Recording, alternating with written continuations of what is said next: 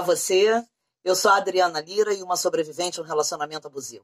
Sejam todos muito bem-vindos a mais um vídeo aqui no canal, onde eu faço relatos das minhas experiências pessoais em um relacionamento com um abusador com características do narcisista oculto.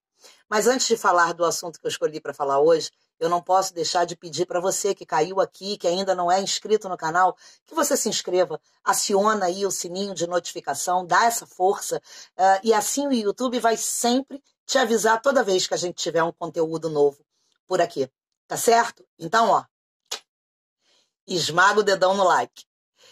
Bom, dito isso, o assunto de hoje é os inúmeros descartes que eu sofri. Bora pro vídeo. Só depois que eu passei a ter conhecimento do transtorno de personalidade narcisista é que a ficha caiu. Lembra daquela época em que a gente falava no orelhão, ia ligar para uma outra cidade, colocava a ficha, as fichas iam caindo, blum, blum, blum, blum, blum, blum, blum, blum. E ao longo dos 25 anos da minha vida dentro desse relacionamento abusivo, eu passei exatamente por todas as etapas do ciclo de manipulação de uma pessoa com pelo menos as características de uma pessoa com transtorno de personalidade narcisista. Primeiro vem o love bomb, que é o bombardeio de amor, que é onde a gente se apaixona, onde o narcisista faz sobre a gente uma projeção de tudo que a gente deseja na vida. Então, na verdade, a gente não se apaixona por uma pessoa, a gente se apaixona pelo que nós mesmos somos. É dessa forma que acontece. Em seguida vem a desvalorização, a humilhação, a triangulação, o hoovering, que é trazer de volta para dentro do ciclo no momento em que a vítima começa a acordar, e aí ele faz novamente o bombardeio de amor, soltando migalhas de amor, de carinho, de atenção, e aí faz com que a vítima pense que é possível resgatar aquele início. E nisso os anos vão se passando, porque esse é o ciclo, né? E aí, dentro do relacionamento, tem os vários descartes até o descarte final. E o descarte final não é simplesmente desistir da vítima, é descartá-la como um lixo. É por isso que é tão doloroso, e eu já falei a respeito disso aqui, né? Ela passa a não ter nenhum valor, não há nenhum sentimento, não há nenhum tipo de remorso, nenhuma consideração, absolutamente nada. Mas o narcisista, ele não desiste das suas vítimas, porque vítimas não são pessoas, são objetos. E pessoas são coisas de suas propriedades. Foi tudo isso que eu descobri. Dentro desse relacionamento, a gente passa por vários descartes. E eu resolvi falar a respeito de 4. Porque senão eu passaria 25 anos falando de todos os descartes que eu sofri em um único vídeo. O primeiro deles foi o seguinte. Eu estava trabalhando numa época em que ele estava desempregado e ele ficava tomando conta do nosso filho, na época com 10 anos de idade. E como é que ele tomava conta? Estrangulando o meu filho sobre capô do carro, abusando emocionalmente do menino, né? Adjetivando com adjetivos nada fofos. Coitado do meu filho, no futuro pagou um preço muito alto por conta disso. Mas eu lá no meu trabalho estava toda feliz porque o que eu imaginava? Que o meu filho não podia estar em mãos melhores que as do próprio pai, né? Bom, enfim, de repente, o pai dele chamou ele para ir trabalhar numa outra cidade, a mais de 300 quilômetros de distância, e ele não pestanejou.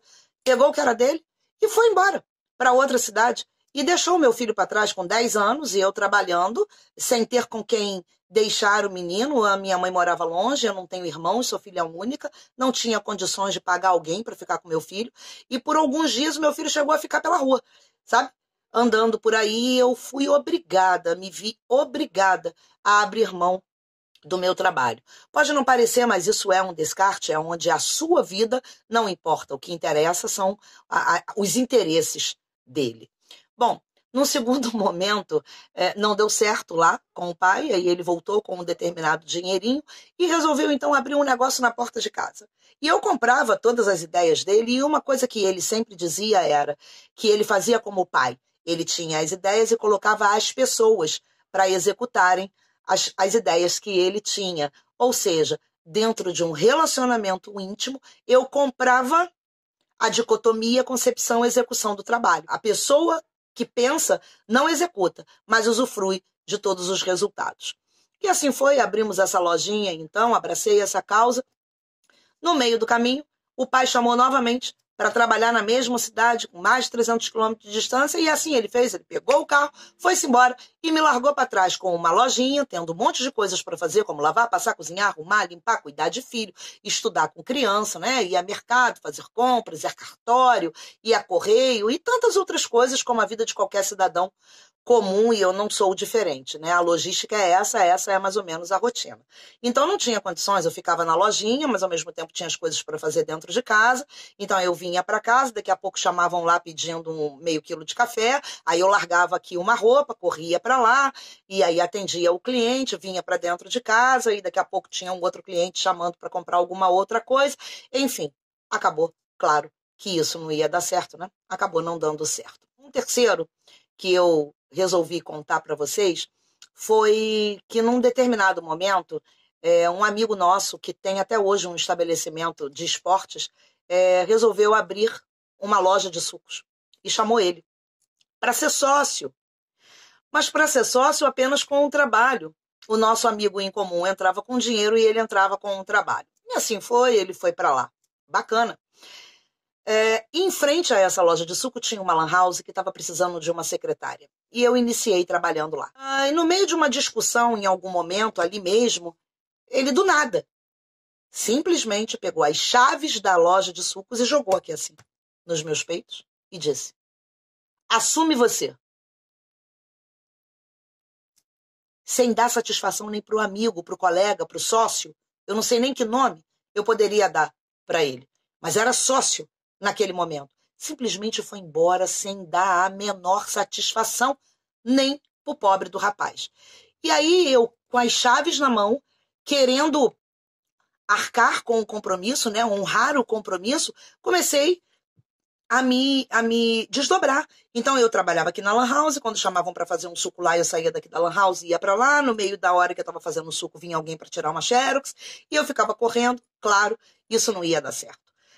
Meu filho se viu obrigado, então, a me render, pelo menos na parte da tarde, quando saía da escola por volta de meio-dia, e ficava até 10 horas da noite. Aquele que eu criei para ser um marginal, um aspirante à trombadinha. E nesse mesmo período em que ele jogou as chaves, ele também pegou as coisas dele, saiu de casa e foi morar na casa do irmão, que morava na mesma rua que a nossa, né? Mas, claro, eu era uma ótima fonte de suprimento, ele não poderia me perder, mas, ao mesmo tempo, ele precisava também manipular a família, os amigos, as pessoas ao redor, de que eu era louca, de que eu era uma pessoa impossível de conviver, né? Falava altamente mal de mim, mas como é que ele justificava falar tão mal de mim e voltar sempre? Vocês acreditam que ele me convenceu a ligar para o irmão dele? É como se eu tivesse implorando, pedindo para que o irmão fosse conversar com ele, para ele poder voltar, que era eu que estava implorando, ele me convenceu a isso. Olha, eu quero voltar, mas fica chato. Então você pega, fala com ele, né? Diz que você está pedindo para ele vir conversar comigo e tudo mais, e aí eu acabo voltando. Ou seja, esse é o jogo de manipulação.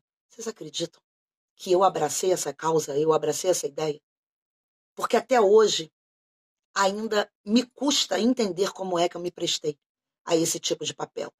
E o quarto e último episódio foi quando eu já estava trabalhando num outro local e 6 anos após de estar já trabalhando, eu fiz um acordo no meu trabalho, mas com o apoio dele, ele me apoiou, de fazer um acordo, pegar o meu dinheiro e abrir um negócio próprio para nós dois.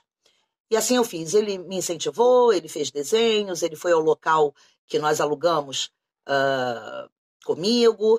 E eu investi na época cerca de 21 mil reais, até porque ele não tinha um tostão para investir em absolutamente nada, né? Mas me incentivou, vamos lá, pode pedir as contas, faz o acordo, a gente vai abrir essa loja, tamo junto. E há 2 dias da inauguração dessa loja, ele disse: eu não vou fazer parte disso, não conte comigo. Você colocou a empresa no nome do nosso filho e eu não estou aqui para trabalhar, para exaltar e engrandecer o nome dos outros. E os outros, era o próprio filho. Até o próximo vídeo. Beijo grande. Tchau, tchau.